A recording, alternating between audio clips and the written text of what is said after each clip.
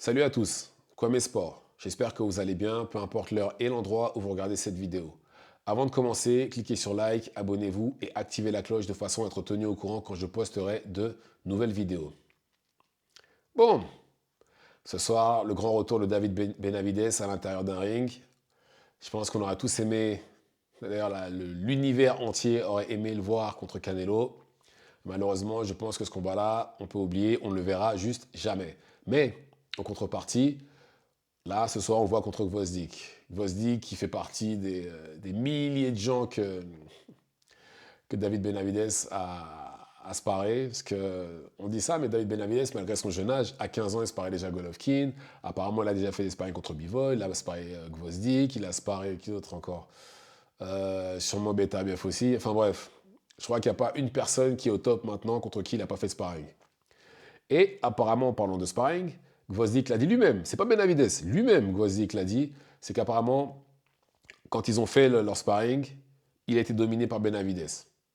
C'est lui-même qui l'a dit, regardez sur YouTube. C'est lui-même qui l'a dit pendant la conférence de presse. Et là, on a Benavidez qui monte de catégorie parce qu'il est en super middleweight. D'ailleurs, vu comment il est costaud, j'ai jamais compris comment il faisait pour descendre aussi bas, parce que physiquement, on dirait plus un cruiserweight qu'autre chose. Et en face, on a Gvozdyk qui, lui, sort d'une retraite de 4 ans. Bon, il a combattu 3 fois en 2023, mais il sort quand même d'une retraite de 4 ans et il doit avoir 30, pas loin de 40 ans. Voilà, pas très loin de 40 ans. Entre 37 et 40. Et très franchement, si c'était Prime Gvozdyk, j'aurais dit Gvozdyk. Excellent technicien, bon mouvement, puissant, etc. Pour moi, voilà, Benavidez n'aurait pas respiré. D'accord. Mais là, maintenant, sachant que Gvozdyk est beaucoup plus vieux, n'a pas combattu depuis longtemps, puis surtout, on a vu ce qui faisait tomber Benavidez contre Gvozdyk quand il a combattu Beterbiev, et que de l'autre côté, Benavidez, lui, depuis qu'il a step up, qu'il a pris des bons techniciens, les meilleurs en 168,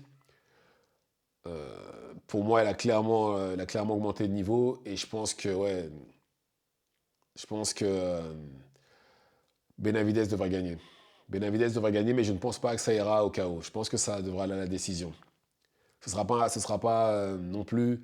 Enfin, non, ça pourrait ressembler à ce qu'on a vu contre Caleb Plant. Ça pourrait ressembler à ça.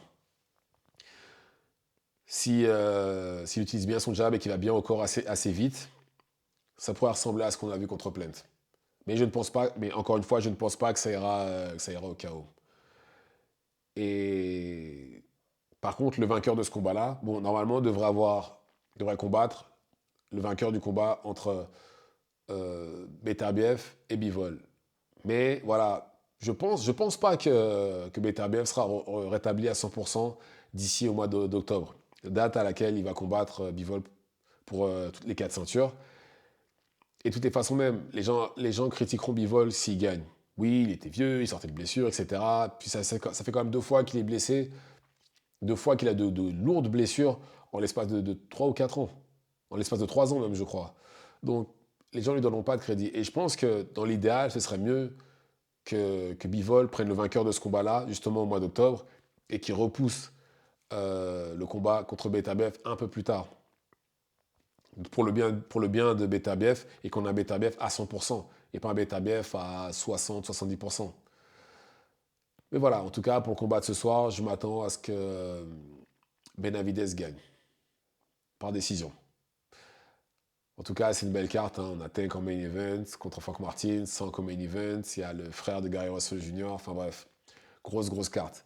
Dites-moi ce que vous en pensez dans les commentaires. Activez la cloche de façon à être tenu au courant quand je posterai de nouvelles vidéos. Et c'est tout pour moi. Ciao, ciao.